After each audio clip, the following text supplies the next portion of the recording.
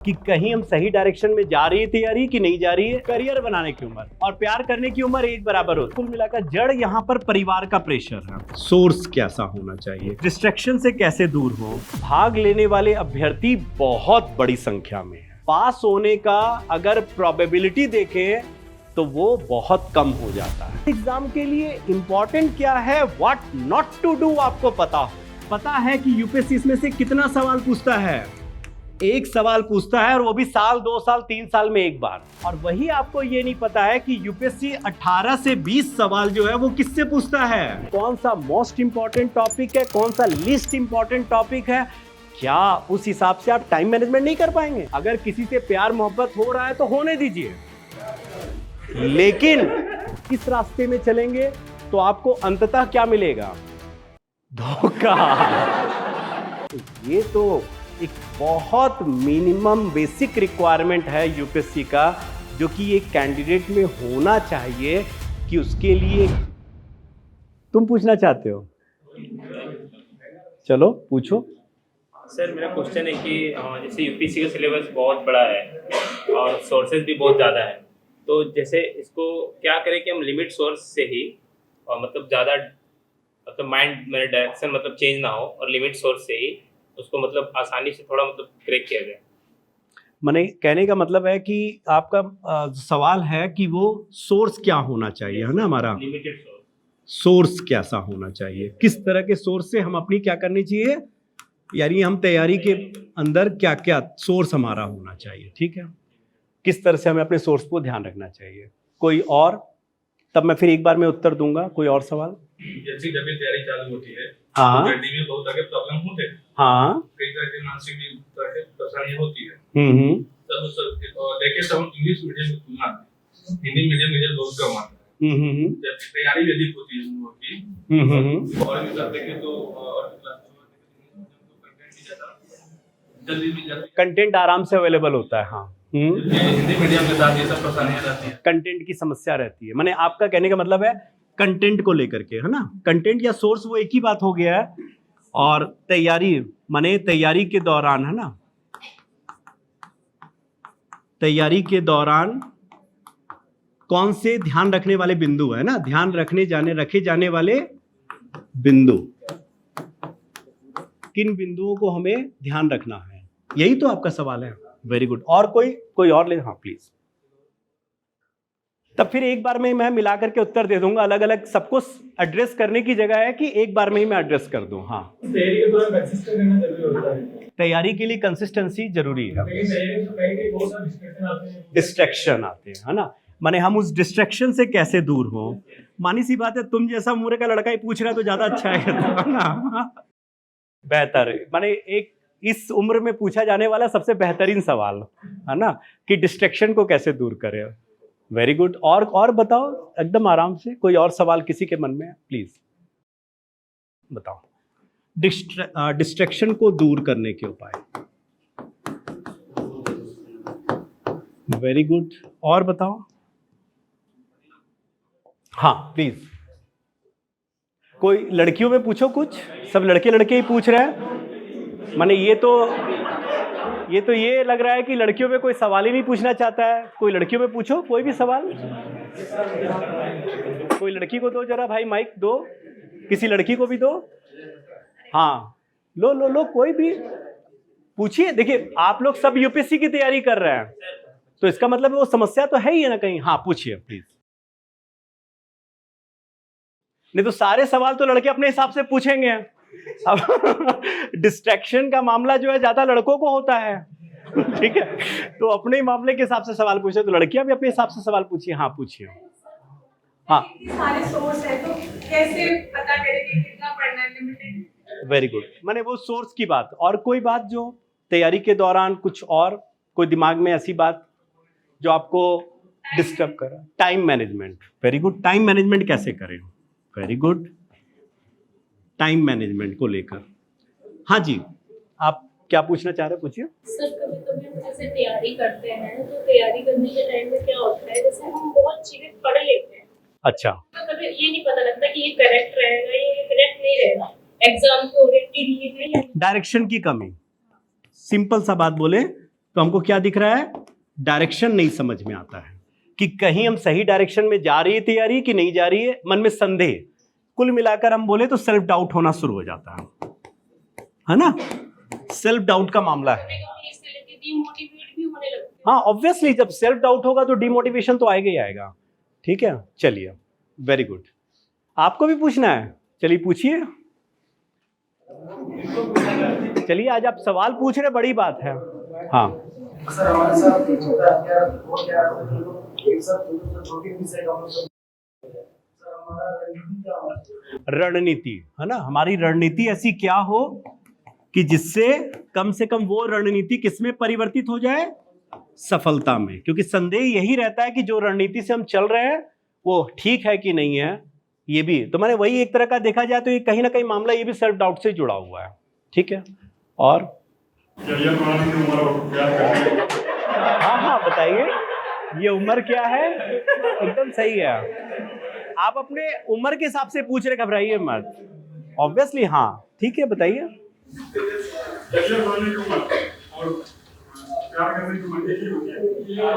माने मैं समझा नहीं, एक क्या बता रहे थे, कौन सी उम्र? करियर बनाने की उम्र। और प्यार करने की उम्र एक बराबर होती है। तो फिर तो ये जो 60 साल वाले प्यार करेंगे उनके लिए तो बुरा हो जाएगा। चलिए ठीक है, मतलब ऐसा है क्या लिखा हुआ कि प्यार करने का उम्र यही है? ये बोलिए कि इस उम्र में डिस्ट्रैक्शन का संभावना ज्यादा रहता है, परिपक्वता उतना आ नहीं पाता है, तो डिस्ट्रैक्शन, हर लड़की में अपनी महबूबा दिखाई देने लग जाती है ना, ये है ना, तो ये समस्या दिखता है। हाँ तो फिर क्या चाहते बताइए, क्या मतलब क्या समस्या क्या है? तो कैसे बैलेंस करें दोनों को? माने प्यार भी चाहिए और करियर भी चाहिए।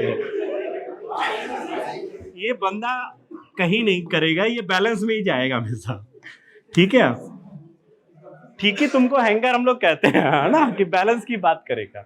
ठीक है, चलो, तो कुल मिलाकर हम लोगों के पास में, अच्छा एक सवाल आपका भी बताइए। हम किसी से पूछते हैं कि कितने घंटे पढ़ने चाहिए, कितने घंटे?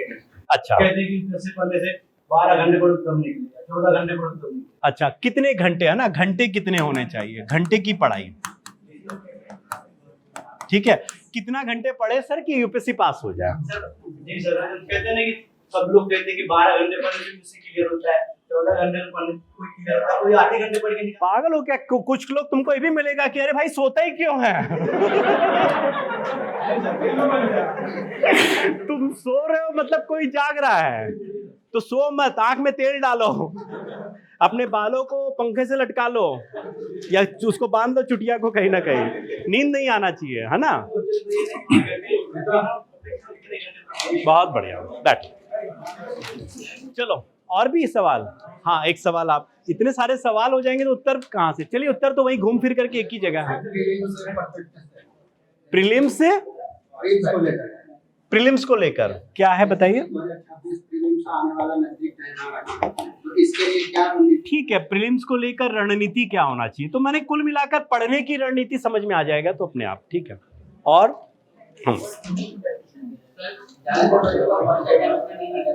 फर्स्ट अटेम्प्ट में लोगों का नहीं निकल पाता, मैंने ऐसी क्या रणनीति अपनानी चाहिए कि फर्स्ट अटेम्प्ट में ही पास हो जाए, है ना।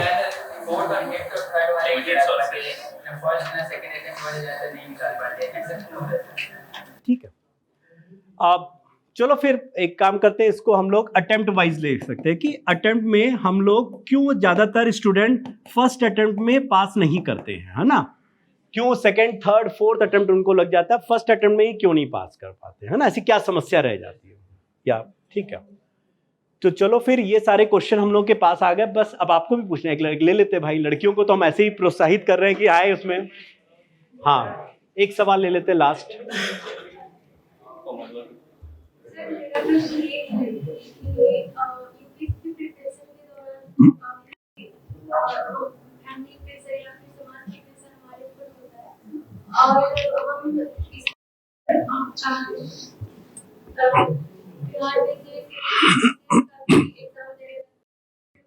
माने यूपीएससी से हमारा ध्यान हट करके और सब एग्जाम में चला जाता है, तो हम फोकस नहीं हो पाते हैं। कुल मिलाकर के अगर देखा जाए, कुल मिलाकर जड़ यहां पर परिवार का प्रेशर है ना। लड़कियों पर खासकर ये प्रेशर बहुत आम है, आम होता है। ये सामान्य प्रेशर लड़कियों पर रहता है ज्यादा कि भाई हम आपको, परिवार वाले सीधे सीधे धमकी देते हैं कि 2 साल दिए हैं नहीं तो शादी, है ना। तो ये सामान्य दिखता है, ठीक है। तो ये कुछ बातें हैं। अब आओ हम लोग थोड़ा बात करते हैं। देखो, ये मानकर चल लो कि आप जिस एग्जाम की तैयारी कर रहे हैं वो है यूपीएससी, और यूपीएससी की तैयारी एकेडमिक नहीं है ये एग्जाम, ये कॉम्पिटिटिव है। बात को समझना। एग्जाम की बात करें तो हम बात कर सकते हैं कि एग्जाम 2 प्रकार का हो सकता है। एक हो सकता है एकेडमिक एग्जाम, जो अभी तक आप देते हुए आए हैं, जहां आप 20 क्वेश्चन पढ़कर चले गए या कुंजी पढ़कर चले गए, डाइजेस्ट जिसको बोलते हैं, आराम से लिख कर आ गए, आपको पता है कुछ कुछ क्वेश्चन करने, करके आ गया। और जो अब आप तैयारी कर रहे हैं वो आपका है कॉम्पिटिटिव तैयारी, कॉम्पिटिटिव एग्जाम। क्यों कॉम्पिटिटिव बोला गया है इसको ज्यादातर, प्रतिस्पर्धा वाला? क्योंकि यहां सीट कम है और भाग लेने वाले अभ्यर्थी बहुत बड़ी संख्या में है। अगर मैं जनरल आंकड़ों की बात करूं तो लगभग माना जाता है कि हर साल लगभग जो है 8 से 10 लाख अभ्यर्थी इस एग्जाम को देते हैं। और चूंकि इसमें सीट जो है वो मुश्किल से 1000 होता है, मुश्किल से 1000, और 8 से 10 लाख अगर अभ्यर्थी एग्जाम दे रहे हैं तो आप देखिए कि यहां पास होने का अगर प्रोबेबिलिटी देखें तो वो बहुत कम हो जाता है। इसलिए ये कॉम्पिटिटिव एग्जाम है और इसको कॉम्पिटिटिव एग्जाम की तरह ही हमको सोचना होगा। हम लोग इसको एकेडमिक एग्जाम की तरह सोचकर तो नहीं निकाल पाएंगे। और इसके लिए आपके दिमाग में हर बातें होना चाहिए, हर बात दिमाग में एकदम सेट होना चाहिए कि क्या हमको करना है, what to do and what not to do. इस एग्जाम के लिए इंपॉर्टेंट क्या है, व्हाट नॉट टू डू आपको पता हो तो व्हाट टू डू तो आप ऐसे ही जान लोगे। व्हाट नॉट टू डू में अगर आपको सभी बातें ठीक से समझ में आ रही है तो आप अपने आप समझ जाओगे और वो जानते भी हो कि मुझे करना क्या है, क्या नहीं करना है। इस बात को पहले अपने दिमाग में बैठाओ तो अपने आप हल निकलने लग जाएगा, आपके हर समस्या का समाधान निकलने लग जाएगा।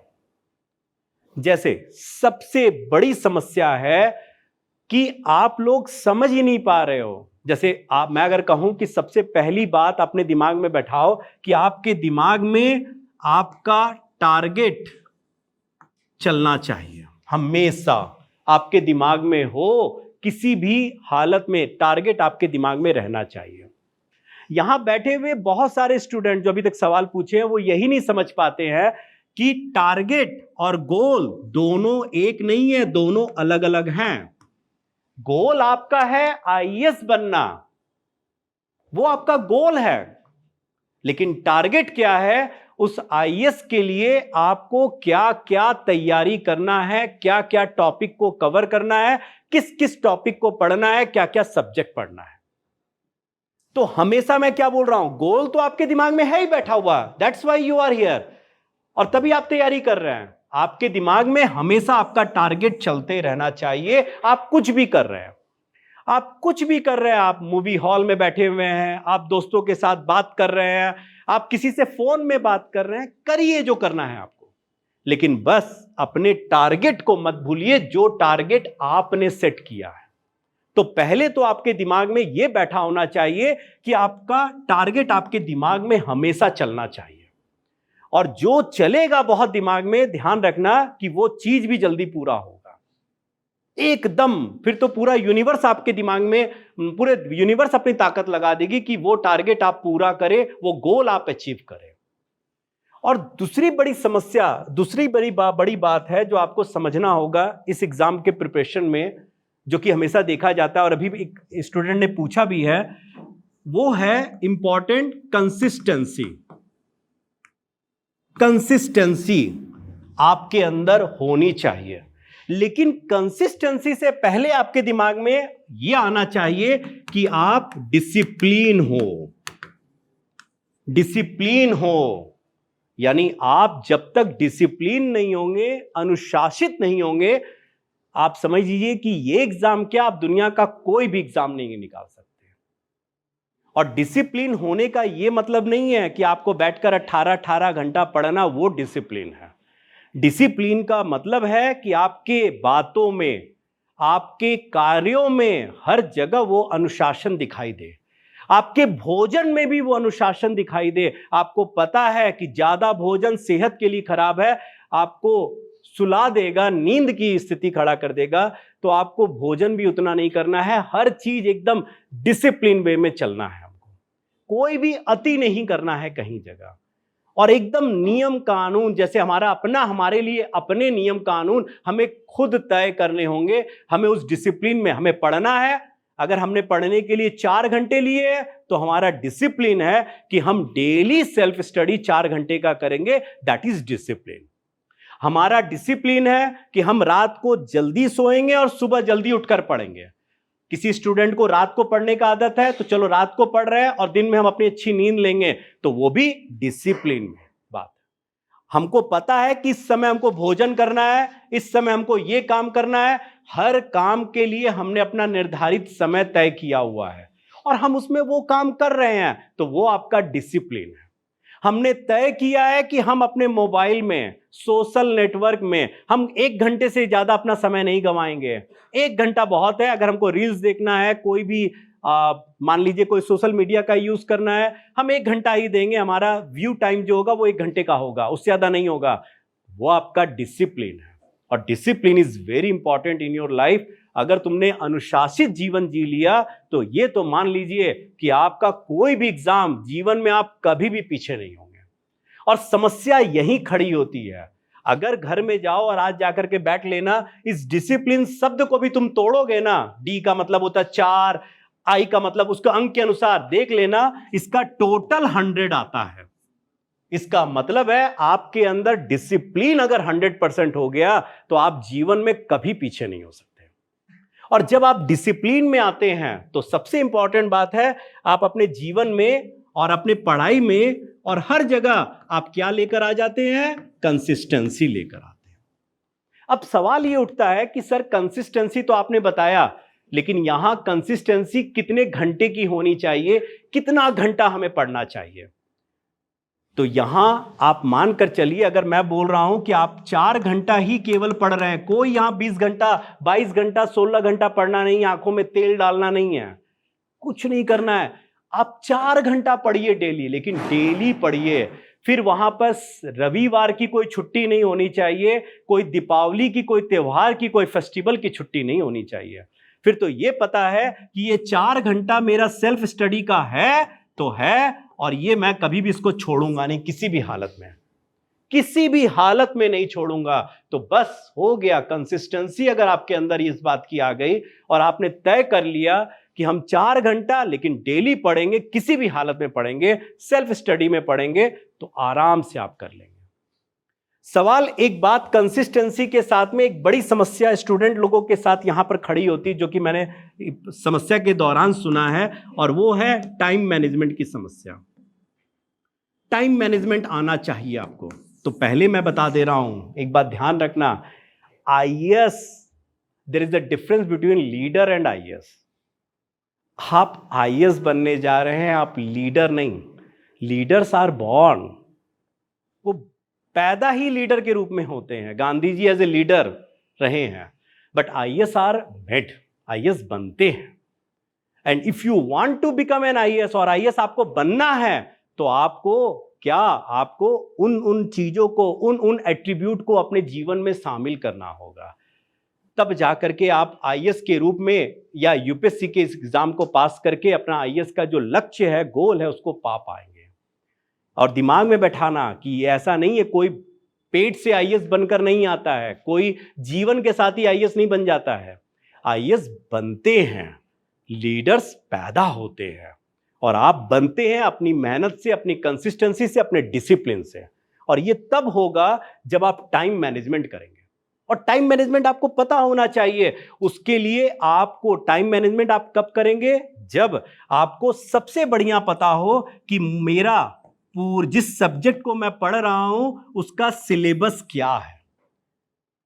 आपको पूरे सिलेबस के बारे में पता होना चाहिए और सिलेबस के साथ साथ आपको पता होना चाहिए प्रीवियस ईयर क्वेश्चन से कि प्रीलिम्स मेंस किस तरह के सवाल कहां कहां से ज्यादा पूछे जा रहे हैं। अब जैसा जो कहा जाता है, जैसा जितना इंपॉर्टेंस है, जितना उसका इंपॉर्टेंस है जिस सब्जेक्ट का, जिस टॉपिक का, आपको उसी के हिसाब से एज पर प्रायोरिटी जितनी उसकी जरूरत है उतना ही आप टाइम दीजिए। जैसे मैं बता रहा हूं, मैं पढ़ा रहा हूं इकोनॉमी, अब मैं इकोनॉमी की बात कर रहा हूं। माइक्रो इकोनॉमिक्स एक टॉपिक है और मैक्रो इकोनॉमिक्स है, दो पार्ट है ना, मैक्रो और माइक्रो। अब यूपीएससी माइक्रो से भी पूछता है, law of demand, law of supply से भी सवाल पूछता है। माइक्रो इकोनॉमिक्स की पूरी एक किताब 11 की 12 की में आता है, समष्टि अर्थशास्त्र, और कम से कम 250 पेज का किताब है, मैथमेटिक्स है। आप उस किताब को अगर ढंग से भी पढ़ने जाएंगे तो कम से कम आपको 3 मंथ्स तो लगेगा ही लगेगा। और ये 3 मंथ्स आप पूरा लगाए बैठे हैं क्योंकि आपको पता है कि यूपीएससी इसमें से कितना सवाल पूछता है। एक सवाल पूछता है और वो भी साल, 2 साल, 3 साल में एक बार। अब आप सोचिए, कहीं ना कहीं आपने अपना पूरा समय गवा दिया। किस में बताइए? कौन से इकोनॉमिक्स में? बताओ, माइक्रो। और वही आपको ये नहीं पता है कि यूपीएससी 18 से 20 सवाल जो है वो किससे पूछता है। तो बताइए आपको कहां ज्यादा देना है टाइम, कहां कम देना है? अब बताइए, इस हिसाब से केवल मैंने एक एग्जांपल बताया, ऐसे पूरे सिलेबस को आप अगर प्रीवियस ईयर क्वेश्चन लेकर बैठे और आपको यह पता लग जाएगा कि ये टॉपिक कितना इंपॉर्टेंट है, ये टॉपिक कितना इंपॉर्टेंट है, कौन सा मोस्ट इंपॉर्टेंट टॉपिक है, कौन सा लीस्ट इंपॉर्टेंट टॉपिक है, क्या उस हिसाब से आप टाइम मैनेजमेंट नहीं कर पाएंगे? हाँ या ना बताइए? आराम से करेंगे। और ये खुद आपको करना होगा, कोई आपको करवाएगा नहीं। इसीलिए इस पॉइंट से संबंधित एक और पॉइंट है, और वो क्या है? वो सबसे इंपॉर्टेंट है, सेल्फ मोटिवेशन। क्या है बता? सेल्फ मोटिवेशन आपके अंदर खुद होना चाहिए। कोई आपका हाथ नहीं पकड़ेगा यहां पर। ये तो मान लीजिए कि आपको खुद ही करना है एग्जाम, सेल्फ स्टडी से ही एग्जाम पास होगा। इसीलिए सेल्फ मोटिवेशन बहुत जरूरी है। जब सेल्फ मोटिवेशन होगा तो जैसे एक बच्चे ने मुझसे पूछा कि सर, कुछ बच्चे बोलते हैं कि आपको 14 घंटा, 15 घंटा, 16 घंटा पढ़ना चाहिए तभी आपका एग्जाम निकलता है। हालांकि मैं इसका खंडन करता हूं बात का, लेकिन पता है जब आपके अंदर सेल्फ मोटिवेशन होगा तो फिर आपको आपका चैन, रैन सब खो जाएगा, क्योंकि दिन रात आपके दिमाग में फिर वही बात है, क्या चलेगा, क्या चलेगा, बताओ क्या चलेगा? आपका टारगेट चलेगा। आपका क्या चलेगा बताओ? टारगेट। आपके दिमाग में केवल क्या चल रहा है? टारगेट, और प्लस आपका जो सबसे बड़ा क्या गोल चल रहा है। तो कैसे वो सोने दे देगा आपको? वो सोने ही नहीं देगा। वो बैठकर बार बार विश्लेषण करवाएगा, वो बैठकर बार बार टॉपिक के साथ आपको जूझना सिखाएगा और आपको बताएगा कि क्या करना है। तो कहीं ना कहीं ये सब चीजें कहां से आएगा? कोई मोटिवेशन आपको ला कर नहीं देगा। मोटिवेशन कोई बाजार में बिकने वाला चीज नहीं है, कोई पैदा करने वाला चीज नहीं है। आपको अपने अंदर खुद लाना होगा, क्योंकि ये निर्णय आईएएस बनने का कोई और का नहीं है, स्वयं आपका है। और एक कहावत है कि ओखली में सर दिया तो मुसल से क्या डरना। तो क्यों डर किसी से भाई, और क्यों सोचना? अब तो ओखली में हमने सर दे दिया है, हमें बनना है आईएएस। तो वो जब सेल्फ मोटिवेशन मन में होगा तो आपके अंदर अपने ही पढ़ने की इच्छा जागृत होगी। वहां पर आप क्या घंटे, कितने घंटे, आप कोई घंटे का पैमाना नहीं रखते हैं। आप केवल किताबों के बीच में ही अपना समय गवा देते हैं। सोना होगा तो उसी में सो जाएंगे, पढ़ना होगा तो उसी में पढ़ते रहेंगे, लेकिन आपका पूरा समय आपके टारगेट और गोल के बीच में ही चला जाएगा। आपको कोई टाइम मैनेजमेंट की ज्यादा जरूरत नहीं पड़ेगी, क्योंकि आप इतने सेल्फ मोटिवेटेड हैं कि आपको पता है, सारा विश्लेषण करके बैठ गए हैं और आप अब उसकी तैयारी कर रहे हैं। 2 दोस्त की कहानी मैं छोटे रूप में सुना रहा हूं, सुनना जरा। 2 दोस्त को कहा जाता है, उनके पिताजी कहते हैं कि जाओ जा करके लकड़ी काट कर लाओ जंगल में। और दोनों दोस्त जाते हैं, दोनों दोस्त क्या, दोनों एक तरह के मित्र भाई एक तरह के रहते हैं कि जाते हैं लकड़ी काटने के लिए, और दोनों ही लकड़ी काटना शुरू करने वाले होते हैं। तो जो दूसरा वाला था वो तुरंत अपना निकाला आरी काटने के लिए लकड़ी, और धड़ाधड़ लकड़ी काटना शुरू कर रहा है। और पहला वाला को देख रहा है कि वो आराम से बैठा हुआ है पेड़ की छांव में, और बैठ करके वो अपना आरी निकाला और उसको रगड़ना शुरू कर दिया। तो दूसरा वाला हंसने लग गया, है ये तो काट लिया लकड़ी, समय निकलता जा रहा है, ये बैठकर अभी क्या कर रहा है, आरी को ही धार दे रहा है। चुपचाप वो अपना आरी को धार दे रहा है, वो अपना काटा जा रहा है खुश होकर के कि हाँ सबसे बढ़िया तो हम ही काट लिए। थोड़ी देर बाद वो थक गया, थक कर थोड़ा आराम करने गया, आराम में उसको नींद आ गया, उठा देखा तो पहला वाला काट रहा है, और पहले वाले ने इतना काट लिया देखकर हैरान हो गया। तो इसका मतलब पहले वाले ने ऐसा क्या किया जो दूसरा वाला नहीं कर पाया, धार तेज किया। और वो धार तुम कहां से लाओगे तेज करने के लिए, कहां से लाओगे बताओ? सेल्फ मोटिवेशन तो इससे तो है बच्चों, लेकिन सबसे इंपॉर्टेंट क्या करोगे, सिलेबस का क्या करोगे, विश्लेषण, और उसमें क्या इंपॉर्टेंट है क्या नहीं ये जब छांट लोगे तो क्या नहीं जब हट जाएगा तुम्हारे दिमाग से कि ये बेकार है, ये पढ़ना की जरूरत नहीं है, इससे क्वेश्चन नहीं पूछता है, तो अब बताओ, अब जब तुम पढ़ोगे तो ज्यादा फोकस होकर के कि ज्यादा फोकस होगा कि कम फोकस होगा? अब बताओ, वही बात है ना, रिजल्ट कहां आता है, कम फोकस से कि ज्यादा फोकस? क्योंकि तुमने टाइम बचा लिया, तुमने अपना टाइम बचाया, तुमने सबसे अच्छा इंपॉर्टेंट उसमें काम किया है कि अब तुमको पता है कि क्या क्या मुझे पढ़ना है, क्या क्या छोड़ना है। तो न केवल तुम्हारा टाइम बचेगा बल्कि तुम्हारे एनर्जी भी जो है वो फालतू चीजों में न लग करके अब उन काम की चीजों में लगेगा जहां से तुम क्या ले पाओगे, रिजल्ट ले पाओगे। जो कहते हैं ना कि हम क्या मेहनत, एक बच्चे ने पूछा कि सर हम कैसे मेहनत करें कि वो मेहनत किस में बदल जाए, हमारा आईएएस में बदल जाए। इसलिए बदल जाएगा क्योंकि यहां पर अब तुम क्या हो चुके हो, क्या हो चुके हो, जल्दी बताओ। सेल्फ मोटिवेशन के साथ साथ तुम क्या हो चुके हो, क्या हो चुके हो बताओ? फोकस्ड हो चुके हो, फोकस्ड हो चुके हो। तो जितना एनर्जी तुम अपना फोकस्ड करोगे रिजल्ट वहीं से आएगा, नहीं तो नहीं आएगा। बताओ, इतनी बात पहले समझ में आई कि नहीं? Yes sir. अब बात आया कि सर हम लोग डिस्ट्रैक्ट हो रहे हैं बहुत, ये उम्र हमारा प्यार मोहब्बत का भी है और ये उम्र हमारा क्या करियर बनाने का भी है। तो फिर बोल रहे हैं कि वो सब कुछ डिपेंड क्या तुम्हारे किस पर कर रहा है? अगर तुमको पता है सही बात और गलत बात के बीच अंतर, और एक यूपीएससी छात्र के लिए बहुत जरूरी है कि क्या चाहिए क्या नहीं चाहिए, क्या उसको अपने दिमाग में रखना है, किसको फिल्टर कर देना है। मतलब किन बातों, आपको एक साथ बहुत सारे नॉलेज आपको मिल रहा है, पूरे दिन भर आप हिस्ट्री पढ़ने जा रहे हैं, हिस्ट्री के टीचर भी दे रहे हैं, ज्योग्राफी वाले भी टीचर दे रहे हैं, इकोनॉमी वाले भी टीचर दे रहे हैं, आपके दोस्त लोग भी खूब आप पर नॉलेज उड़ेल रहे हैं, सारा नॉलेज आपका बह जा रहा है। लेकिन एक यूपीएससी एस्पिरेंट क्या करता है, उनमें से क्या क्या जरूरत उसको क्या कर रहा है, छान ले रहा है। तो अपने आप जो खराब चीज है वो क्या हो जा रहा है, बाहर हो जा रहा है, हाँ या ना? तो सबसे इंपॉर्टेंट बात है, सबसे इंपॉर्टेंट, कि जब आपको चीजों को समझना आ रहा है, अच्छे बुरे में पहचान समझ में आ रहा है, तो ये तो एक बहुत मिनिमम बेसिक रिक्वायरमेंट है यूपीएससी का, जो कि एक कैंडिडेट में होना चाहिए कि उसके लिए क्या अच्छा है और क्या बुरा। अब सोचिए, आप जब आईएएस बनेंगे तो आप तो खुद किसी के मॉडल होंगे, आप तो यूथ के क्या बन जाएंगे, आप बताइए, रोल मॉडल बनेंगे। अब आप उस यूथ के रोल मॉडल को समझाने जा रहे हैं, आप इंटरव्यू में, या तो आप मान लीजिए ऐसे ही आपको कहीं बोलने दिया जाए और आप बोले देखो पढ़ाई लिखाई एक तरफ, करियर एक तरफ, भाड़ में जाइए, प्यार मोहब्बत सबसे ऊपर।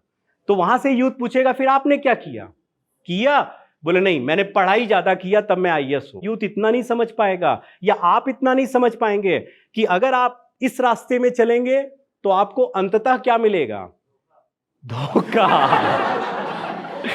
दुख, धोखा।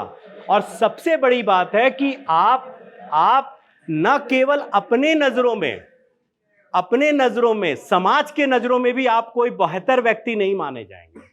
और एक बार समाज की आप उपेक्षा कर दीजिए कि चलो हमको समाज से कोई फर्क नहीं पड़ता है, लेकिन आप ये बताइए, अपने नजरों में आप जब अपने को आईने में देखेंगे तो कैसे अपने आप को जस्टिफाई करेंगे?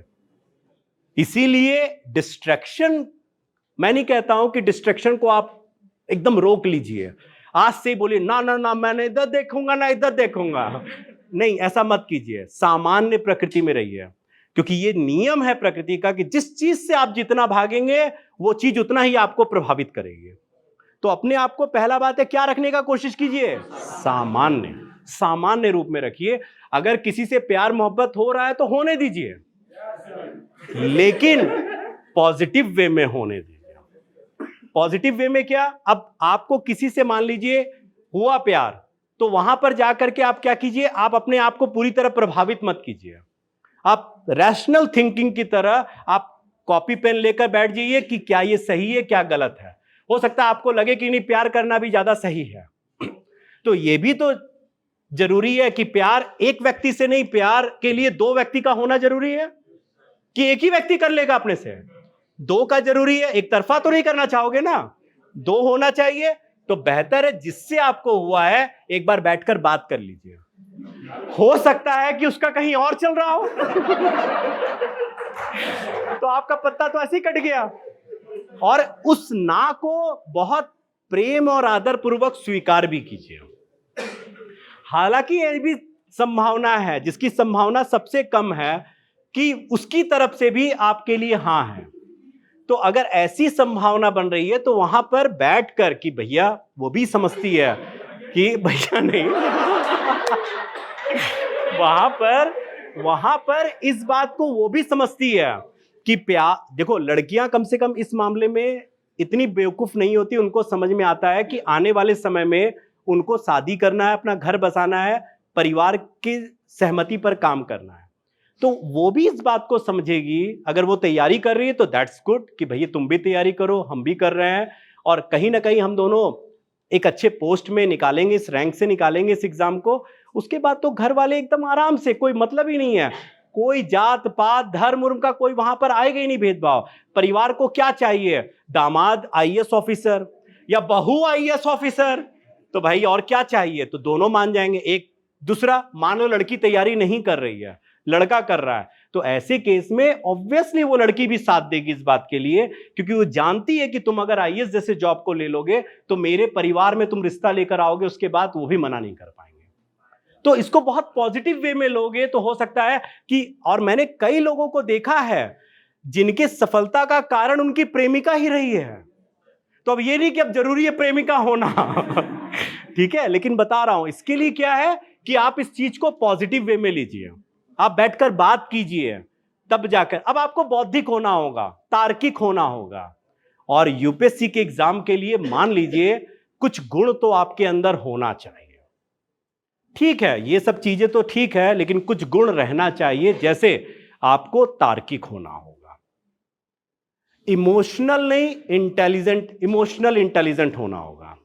आपको समझना होगा हमको कहां कितना इमोशंस का प्रयोग करना है और कितना इमोशन हमको नुकसान पहुंचाएगा। आपको हमेशा ध्यान इस बात का रखना पड़ेगा कि आप बिना सोचे समझे कुछ नहीं कहेंगे। जब भी कुछ बोलेंगे आप सोच समझ कर बोलेंगे, यानी थिंक बिफोर स्पीकिंग। और ये एक आईएएस ऑफिसर का सबसे बड़ा गुण होता है। और सबसे बड़ी बात है, you should act like an IAS officer. आपको एक आईएएस ऑफिसर की तरह एक्ट करना है, अपने आप को वैसे बनाकर रखना, अपने व्यक्तित्व को वैसा बनाना है, और बार बार अपने आप को ये बात को एहसास दिलाना है खुद को कि हम यूपीएससी की तैयारी कर रहे हैं। आईएएस बनने के बाद एक पूरे जिले को हमको संभालना है, तो हमको ज्यादा रिस्पॉन्सिबिलिटी मिलने वाली है, अकाउंटेबिलिटी मिलने वाली है। क्या मेरा व्यक्तित्व वैसा है या मुझे बनाने की आवश्यकता है, मुझे और क्या क्या इसमें गुण शामिल करने होंगे, एट्रीब्यूट शामिल करने होंगे। और जब आप ये सब करने लगेंगे, आप देखिएगा खुद ब खुद आपका किया गया काम किसमें परिवर्तित हो जाएगा, परिणाम में। और लास्ट और नॉट द लीस्ट जो मैं बात आपको समझाने जा रहा हूं और जो बहुत इंपॉर्टेंट है, कि आपको पता हो कि आपका डायरेक्शन क्या है। यानी आपका डायरेक्शन अगर पता है कि इस ओर आईएएस है, यूपीएससी है, तो हमको इस ओर मेहनत करने का कोई लाभ नहीं है, कोई लाभ नहीं है। और ये डायरेक्शन मैं फिर हिंट कर रहा हूं, वही आपके सिलेबस और वही प्रीवियस ईयर क्वेश्चन से ही पता लगेगा। तो कहां से आपको जब सही डायरेक्शन पता होगा और डायरेक्शन में मेहनत करेंगे, न केवल आप ज्यादा मोटिवेटेड होंगे, आपका मोटिवेशन कम नहीं होगा, और सबसे बड़ी बात है आपकी क्षमता, आपकी एफिशिएंसी बढ़ेगी और आप समय रहते अपने टारगेट को अचीव कर लेंगे। तो बोलो बच्चों, समझ में आया मेरी बात कि नहीं आया? शाबाश।